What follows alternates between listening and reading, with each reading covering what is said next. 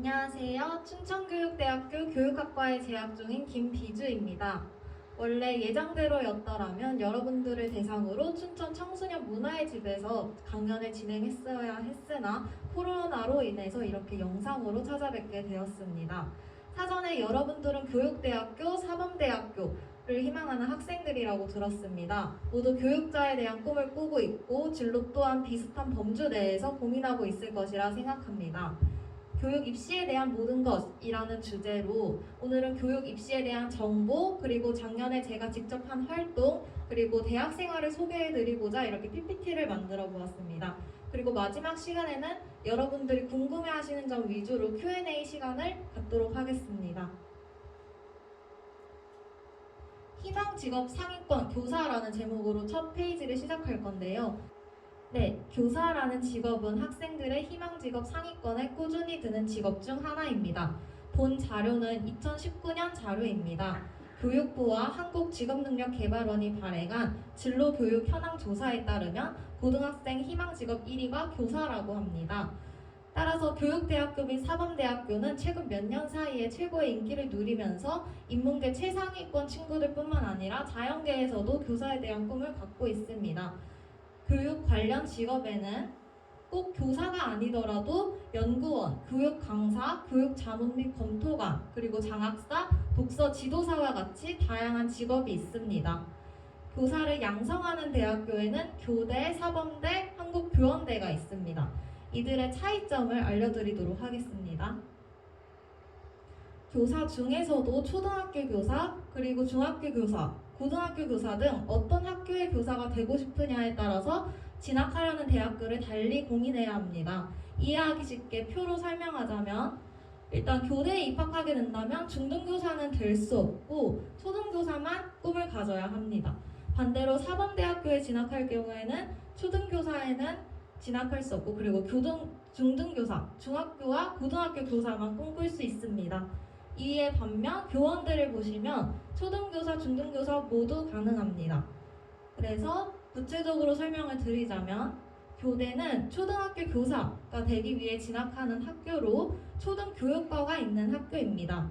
교대는 10곳이 전부인데 서울교대, 그리고 경인교대, 춘천교대, 청주교대, 공주교대, 전주교대, 광주교대, 대구교대, 진주교대, 부산교대가 있습니다. 이뿐만 아니라 한국교원대 초등교육과와 이화여대 초등교육과, 그리고 제주 초등교육과 또한 이에 해당이 됩니다. 사범대는 중등교사가 되기 위해 가는 곳입니다. 중등교사라고 하면 중학교와 고등학교에서 일하는 선생님들을 말합니다. 각 대학의 국어교육과나 수학교육과 등 어떤 과목의 교육학과가 이에 해당이 된다고 볼 수 있습니다. 한국교원대는 유아, 초등, 중등교사를 모두 양성하는 대학교입니다. 따라서 국내 유일의 종합교원 양성대학교라고 보실 수 있습니다. 이뿐만 아니라 교육학과, 그리고 유아교육과, 초등교육과, 국어교육과 등 다양한 24개 교육학과로 구성되어 있습니다. 초등학교, 중학교, 그리고 고등학교 선생님이 되려면 임용시험을 합격해야 한다는 공통점이 있습니다. 다음에 임용시험 경쟁률은 교육통계서비스 임용시험 실시 현황 자료를 바탕으로 한 것인데요. 2019년 초등 임용시험은 서울과 그리고 경기권의 지원자가 가장 많았고 경쟁률이 높았습니다. 그리고 중등 임용시험은 국어, 수학, 영어 순으로 지원자가 가장 많았고 무려 20%가 넘는 것을 확인할 수 있습니다. 사범대를 지원하고자 학생들은 어떤 교과가 있는지, 그리고 자신이 관심 있는 교과의 경쟁률은 얼마인지 미리 확인해 보는 것도 큰 도움이 될 수 있습니다. 다음은 입시에 관한 내용인데요. 2021학년도 초등교육과 대학 수시 그리고 정시 방법입니다. 각 전형별로 2020학년도 경쟁률도 첨부되어 있으니까 지원하려는 전형의 경쟁률을 확인해 보고 그리고 원하시는 학교의 전형도 꼼꼼하게 찾아보시면 됩니다. 그 중에서 춘천교육대학교와 그리고 한국교원대학교를 대표적으로 알려드리겠습니다. 먼저 춘천교육대학교를 보시면 학생부 종합전형에서 교직적 인성인재 전형과 그리고 강원교육인재 전형이 있습니다. 이 둘의 차이점은 강원교육인재 전형은 전형에서도 알 수 있듯이 강원도 학생들이 지원하는 전형입니다. 이에 반면에 교직적 인성인재는 강원도 친구들뿐만 아니라 전국의 친구들이 지원하는 전형이라고 볼 수 있습니다. 이 둘의 차이점은 1단계에서 4배수로 돌리는 것은 교직적 인성인재라고 보시면 되고, 그리고 강원교육인재는 3배수로 돌리기 때문에 충원율이 매우 낮은 전형입니다. 그리고 성적이 60%고 면접이 40%인 것은 동일하기 때문에 성적이 조금 불리한 친구들이더라도 충분히 면접에서 승산을 볼 수 있다는 점이 특징입니다. 그리고 정시를 보시면 수시 전형과 다르게 면접이 2%로 수능 성적으로만 충분히 합격할 수 있기 때문에 면접에 대한 부담감은 충분히 낮습니다. 네, 다음은 한국교원대학교의 수시 전형과 정시 전형에 대해서 설명드리도록 하겠습니다. 한국교원대학교의 수시 전형은 일단 학생부 종합 우수자 일반 전형과 그리고 그 이 밖에 특별 전형이 있는데 보통 학생부 종합 우수자 일반 전형으로 많이 지원하십니다. 1단계, 2단계 충교대와 매우 비슷한 양상을 이루고 있지만 면접 비율이 20%로 상대적으로 면접에 대한 비율이 매우 낮습니다. 그래서 면접을 준비하기 어려움을 느끼는 학생들은 이 한국교원대의 학생부 종합전형, 수시 전형이 유리합니다. 그리고 마찬가지로 정시 전형을 살펴보시면 면접 비율이 5%로 충교대와 마찬가지로 정시 전형은 면접 비율이 상당히 낮은 것을 확인할 수 있습니다. 그래서 수능 성적으로 좌우된다는 것을 기억하시면 되고요. 그리고 다음은 정시에 대해서 알려드릴 건데 초등교육과 정시 일반 전형 기준 3개년 경쟁률입니다. 2020학년도 경쟁률이 전년도인 2019학년도 경쟁률보다 높아진 학교는 빨간색으로 표시가 되어 있습니다. 교대 중에서는 청주교대를 제외하고는 경쟁률이 모두 상승한 것을 볼 수 있습니다. 이렇게 지원하고자 하는 대학의 경쟁률을 확인한다면 원서 접수 기간에 큰 도움이 될 수 있습니다. 고등학교 2학년 그리고 3학년 학생이라면 미리 지원할 전형 방법을 보고 서류와 면접 준비를 경쟁률을 통해서 미리 준비하시는 것이 좋습니다.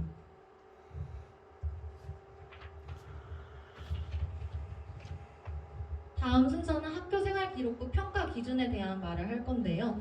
가고자 하는 대학 사이트에서 교육 목표, 교육 비전, 인재상을 찾아보면서 그에 맞는 생활기록부를 그리고 자소서를 준비해야 합니다. 적어도 가고 싶은 학교에 대한 정보가 있어야지 적절한 전략을 세울 수 있는 것과 같습니다. 학교 생활기록부를 이해하기 위해서 평가 원리를 소개해 드릴 건데 교대뿐만 아니라 교육 관련 학과의 입학사정관님들은 학교 생활기록부와 생기부를 중점적으로 평가를 합니다. 주요 항목들을 하나씩 살펴보면 창의적 체험활동 상황에서 자율활동을 먼저 보겠습니다. 자율활동에서는 리더십과 가능성과 적극성을 평가하기 때문에 학생회나 아니면 학급 반장과 같은 임원활동을 위주로 봅니다. 그래서 굳이 직책이 아니더라도 학급 회의에서 어떤 내용을 제안했고 그리고 이를 어떻게 실천했는지와 같은 내용도 자율활동에 해당된다고 볼 수 있습니다. 다음 동아리 활동 같은 경우에는 열정, 리더십, 그리고 무엇보다 전공 적합성이 눈에 띄어야 하는데요. 자기 진로와 맞는 교내 활동을 꾸려나가는 것이 중요합니다. 수시 전형에서 교대, 사대, 교원대 지원자들은 90% 이상 교육에 맞춘 활동을 하고 있습니다. 그러므로 경험 다양성 원칙을 적용하기보다는 교대 전공 적합성을 강조하는 형태로 보여주시는 게 유리합니다. 다음은 봉사활동입니다. 지속성과 난이도가 중요한데 꾸준히 했다는 것이 중요하고 그리고 단순히 노동을 하는 봉사가 아니라 의미가 깊고 그리고 어려움을 실천한 난이도가 있는 봉사활동이 중요합니다. 그리고 한편 진로활동에서는 전공 적합성과 관련된 내용을 보는데 교육 방면으로 지속적인 진로 탐색을 하고 진로 심화 활동을 하면 가장 좋습니다. 그리고 교과 학습 발달 상황, 여기서는 성적과 그리고 세특에 관한 내용입니다. 수학 능력은 최소한의 학업 역량을 살펴봅니다. 쉽게 말해서 일반고에서 3등급대 과목이 있다면 교대 그리고 사범대에 합격하기 어렵다고 봅니다. 잠재력 같은 경우에는 다소 성적이 낮아도 상승 곡선이 나타나면 승산이 있다고 보고 예를 들어서 국어 교과가 2학년 1학기 때 4등급에서 시작하여서 3학년 1학기 때 1등급을 받게 된다면 이는 충분히 잠재력이 있다고 보고 높은 점수를 받을 수 있습니다. 세부 능력 및 특기 사항에서는 세부적 청취도라는 것을 평가합니다. 교대의 경우에는 주요 과목 외에도 음악, 미술, 체육, 제2외국어나 그리고 기술과정, 정보교육과 같은 세특도 확인합니다. 이는 교대의 특성상 전 과목을 가르치는 예비교사를 양성하기 때문입니다. 따라서 지원자가 지닌 학습의 균형 상태가 매우 중요하며 이를 주요 평가 요소라고 봅니다. 경쟁력 있는 생기부를 만들기 위해서 저의 경험을 바탕으로 6가지를 적어보았는데요. 일단 첫 번째는 자신의 진로와 관심 분야를 꾸준히 탐색하고 그리고 정하는 것이 중요합니다. 구체적으로 정하지 못했다면 교육 분야의 어떤 것, 예를 들어서 교육 행정과 같은 구체적으로 정하는 것이 좋고, 두 번째로는 이에 맞는 학교 활동에 적극적으로 참여하고 미리 준비하는 것이 좋습니다. 구체적인 방법으로 3번에 나와 있는데 학교마다 연간 학사 일정이 있습니다. 학사 일정을 미리 확인하고 대회도 파악해서 준비하는 것이 좋습니다. 4번은 내신 준비와 비교과 활동 모두 중요하기 때문에 이 둘을 철저히 분리해서 시간을 할애하는 것이 좋습니다. 구체적으로 얘기하자면 동아리나 봉사활동과 같은 비교과 활동은 시험 기간에 하는 것보다 여유가 있는 시험 끝나고 나서 최대한 집중하는 것이 좋습니다. 그리고 5번째로 자신이 참여한 활동을 꾸준히 기록하고 관리하고 보관하는 것이 중요합니다. 이는 나중에 면접 준비나 아니면 생기부를 정리할 때 큰 도움이 될 수 있습니다. 마지막으로 전공 적합성, 그리고 지속성, 자기주도성이 중요하다는 것을 말씀드리고 싶습니다.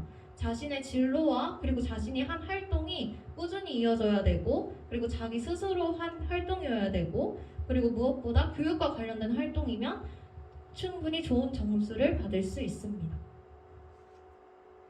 이제 구체적으로 설명을 드릴 건데, 제 생기부를 바탕으로 출결 상황, 그리고 진로 희망 사항, 내신 성적, 그리고 수상 경력, 창의적 체험 활동 순으로 말씀드리겠습니다. 가장 먼저 출결 상황에 대해서는 이건 가장 기본적인 사항이기 때문에 성실하게 출결 관리를 하는 것이 중요합니다. 그리고 진로 희망 사항에 대해서 말씀드리면 저는 1학년 때 초등교사, 2학년 때 교육자, 3학년 때는 초등교사와 교육자를 모두 적었습니다. 이 이유는 1학년 때는 교대를 꿈꿨지만 2학년 때 교육학과에 가고 싶은, 사범대에 가고 싶은 꿈이 생겨서 진로가 잠깐 변경되었다가 3학년 때까지도 정하지 못해서 둘 다 기록하였습니다.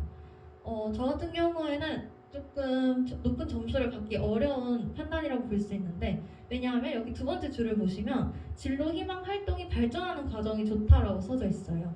그래서 교육자, 교사, 수학교사와 같이 점차 좁혀져 나가는 진로 희망 사항을 설정하는 것이 좋습니다. 그리고 내신 성적에 대해서 말씀드리면 저는 1.5에서 1.4, 1.6 이렇게 상승 곡선을 이루지 못했는데요. 그 이유는 아마도 예체능을 챙기는 게 어려워서라고 판단이 됩니다. 교대 같은 경우에는 예체능 과목까지 모두 성적이 들어가기 때문에 주요 과목뿐만 아니라 체육이나 미술과 같은 계열에도 신경을 써야 합니다. 수상 경력을 몇 개 가져와 봤는데, 일단 교육과 관련된 활동은 모의연구 수업대회, 직접 수업을 실현하고 학생들과 꾸려서 수업을 어떻게 계획하고 이를 어떻게 실행할 건지 연구해서 실제로 수업해보는 그런 대회입니다. 그리고 꼭 교육뿐만이 아니고 다양한 시사 분야나 아니면은 과학 분야, 수학 분야, 영어, 일본어 이렇게 다방면에서 자신이 재능이 있는 거를 보여주는 것이 좋습니다. 그래서 팁을 말씀드리자면 자신이 희망하는 진로 그리고 전공과 관련된 데에는 무조건 적극적으로 참여하셔야 합니다. 굳이 상을 받지 않아도 이것은 경험이 될 수 있기 때문에 언제든지 자기소개서나 생활기록부에 기록할 수 있습니다. 다음으로 학교 일정을 미리 파악하고 준비하는 것이 남들보다 더 유리한 방법이 될 수 있고, 인성과 관련된 수상도 필요합니다. 다만 대회상은 기록되지 않는 것을 잘 기억해 두시면 됩니다. 다음으로는 창의적 체험활동 중에서 자율활동에 관한 것입니다. 아까 말씀드렸듯이 자율활동에는 학급 인원이나 아니면 학급을 대표해서 한 일, 이 중점적으로 볼 수 있는데 활동 내용이 우수한 사항을 기록하시면 되고 그리고 개인적인 특성, 나만의 특성을 드러낼 수 있는 걸 보여주시면 됩니다. 그리고 학교마다 특색 있는 활동이 있습니다. 거기에 많이 참여해서 신선도를 보여줄 수 있도록 노력하시면 됩니다. 저희 학교 같은 경우에는 학급 화단 가꾸기장 이런 게 있어서 학급의 화단을 가꾸고 그리고 꽃을 가꾸고 약간 환경 미화에 신경 쓰는 그런 활동을 주로 했습니다. 두 번째로 동아리 활동인데요. 일단 여기 보시면 이 티는 제가 교육 동아리를 만든 거고 멘토스도 교육과 관련된 것입니다. 근데 꼭 교육과 관련된 동아리를 하는 것이 중요한 게 아니고 교육뿐만 아니라 다방면에서 관심이 있는 것을 최대한 보여주는 게 좋습니다. 보시면 진로 연관 동아리라고 적혀 있지만 어떤 협업 능력, 주도 능력을 보여줄 수 있는 자신이 좋아하는 동아리라면 최대한 할 수 있는 것이 가장 좋다고 보고요. 그리고 이렇게 친구들과 그냥 공부 시간에 갖는 스터디 형태도 충분히 동아리에 포함될 수 있으니까 동아리를 많이 비교과 활동으로 이용하는 것이 좋습니다. 다음으로 봉사활동인데요. 여러분들이 주신 질문에 보니까 봉사활동 시간을 어느 정도 하셨는지 궁금해하시는 분들이 있었어요. 1학년 때에는 104시간 했었고 2학년 때는 155시간 했었고 3학년 때는 1학기만 반영되니까 최저로 맞출 수 있는 봉사시간 수준만 넘었습니다. 적정 분량을 찾아보니까 적어도 60시간 이상을 생각하고 있고 의미 있는 봉사활동을 기록하는 것이 좋고 지속적으로 하는 것이 좋아요. 그러니까 1년 하고 끝나는 것보다 3년 내내 똑같은 봉사활동을 한 것을 더 높게 평가합니다. 그리고 봉사활동의 계기 그리고 중간중간에 깨달은 점을 정확히 기록해야지 나중에 면접 때 기억을 더 쉽게 해서 자신이 한 활동을 더 구체적으로 말하는 데 도움을 줍니다. 그래서 당연히 교육과 관련된 거니까 교육봉사는 기본적으로 다 하는 거고요. 그리고 저만의 특색을 보여줄 수 있는 건 저희 지역에서 하는 축제, 이를 보존하고 그리고 행사 요원으로서 했던 것을 기록했습니다. 다음으로 진로활동입니다. 진로활동은 자신의 진로와 관련된 활동을 하는 것도 좋지만 여기 보시면 기업가 정식 프로젝트와 같이 자신의 적극성을 드러낼 수 있는 것도 진로 활동의 포인트가 될 수 있습니다. 자신의 키워드를 적극성이나 아니면 섬세함으로 잡아서 그에 맞는 활동을 꾸려나간다면 충분히 신선도 있게 볼 수 있습니다. 그리고 추가적인 부분에 대해서 말씀드릴게요. 교과학습 발달 상황, 그러니까 세특에 관한 내용입니다. 이는 꾸준한 성장을 기록하는 것이 매우 중요하고 이 또한 진로와 연관될 수 있도록 만드는 것이 중요합니다. 사회 과목이면 사회 내에서도 교육의 시선에서 바라보면 어떨지 고민한 것을 그 흔적을 남기면 좋게 평가할 수 있습니다. 다음으로 독서활동. 독서활동에 대해서도 Q&A를 받았는데 일단 전공 관련 독서는 필수적으로 교육과 관련된 독서는 넣어야 하고요. 그리고 자신의 직접 호기심을 해결할 수 있는 책들을 넣는 것이 좋습니다. 다음으로는 제가 올해 학교를 다니면서 특히 교대에서 어떤 내용을 배웠는지 앞으로는 어떤 내용을 배우는지 대학 생활을 소개해드리도록 하겠습니다.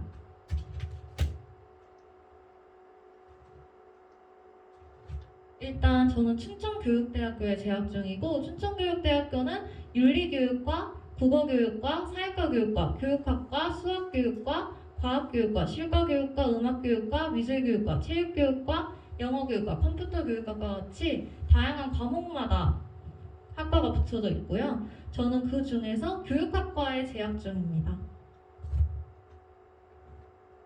춘천교육대 그리고 교육학과에서 배우는 내용은 주로 교육의 목적, 의미에 대해서 근본적인 것을 연구하고 그리고 교육사, 교육철학, 교육심리학과 같이 교육 과정을 연구하고 교육 수업 방안을 어떻게 꾸려나갈지 공부하는 학과라고 보시면 됩니다.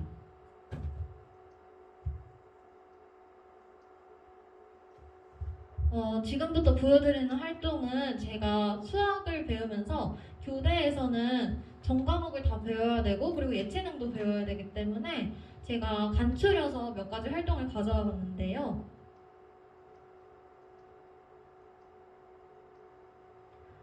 교대에서 배우는 수학은 일단 초등학생을 나중에 대상으로 하는 거기 때문에 어렵고 고난이도의 문제를 푸는 것이 아니라 어떤 문화 속에서 학생들과 어떤 활동을 할 수 있는지, 어떤 즐거운 수업 방안을 꾸려갈 수 있는지를 연구한다고 보시면 됩니다.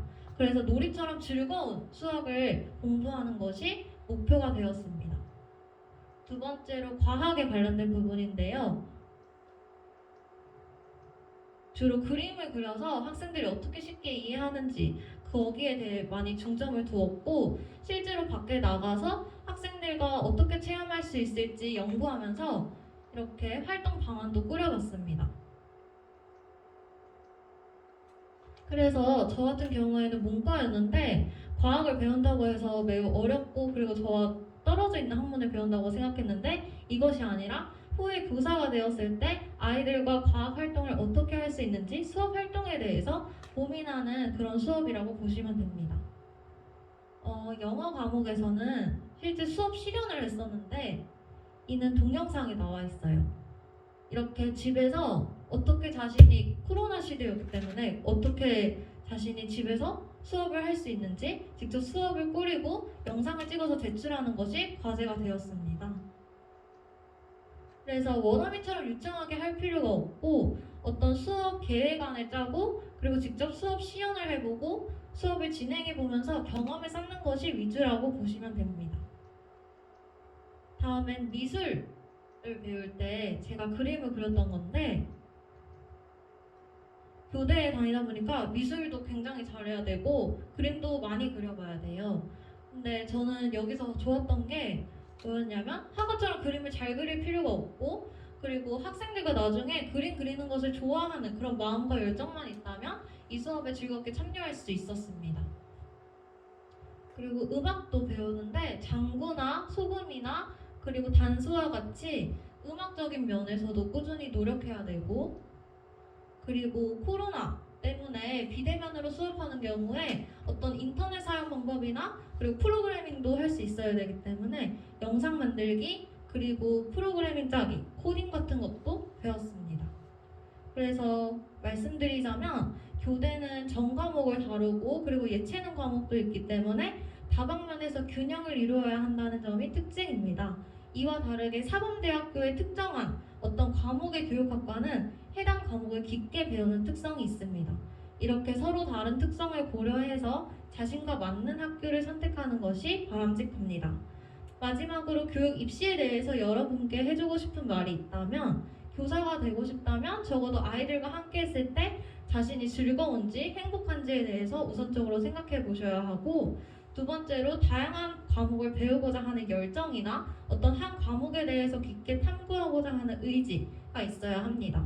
그리고 실질적인 전략을 세우고 그리고 입시에 대한 정보를 최대한 많이 가지고 있다면 여러분 모두 꿈을 이룰 수 있다고 생각합니다. 네, 마지막으로 여러분들이 주신 질문에 대한 답변을 하는 시간으로 마지막 마무리를 하도록 하겠습니다. 일단 4가지로 간추려 보았는데요. 첫 번째로 교육학과를 가는 방법은 무엇인가요? 라는 질문이 있었습니다. 수학교육과나 체육교육과처럼 어떠한 과목면이 붙은 학과들과 달리 단순히 교육학과라는 것은 다소 포괄적인 학과입니다. 그래서 중등 임용고시를 봐서 교사가 될 수도 있지만 교육행정과나 교육정책에 대해서 연구하는 연구원이 될 수도 있습니다.